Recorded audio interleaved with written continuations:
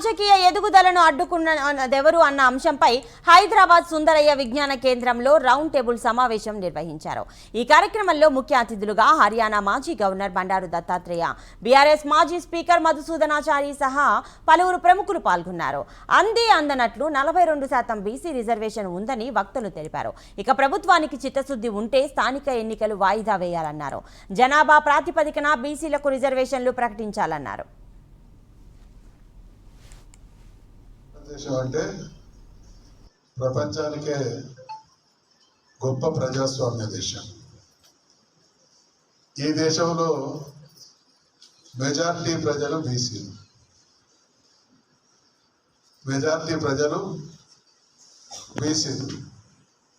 Majority ప్రజలైనటువంటి బీసీల కులగణన లేదు,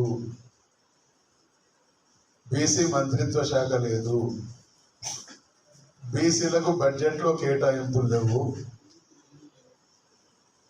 మనమందరం ఈ 75-80 సంవత్సరాల కాలంలో బహుశా 50-60 ఏళ్ల కింద పుట్టినటువంటి ఎలాన్ మస్క్ అంటే ఆయన ప్రపంచ కోటీశ్వర్లలో నంబర్ 1 అయింది. 50-60 ఏళ్ల కింద పుట్టిన ఆయన 75-78 ఏళ్ల తర్వాత రాజ్యాధికారంలో ప్రతి చోట మనదైనటువంటి ముద్ర కనబడవలసినటువంటి ఈ దేశంలో మాకు 42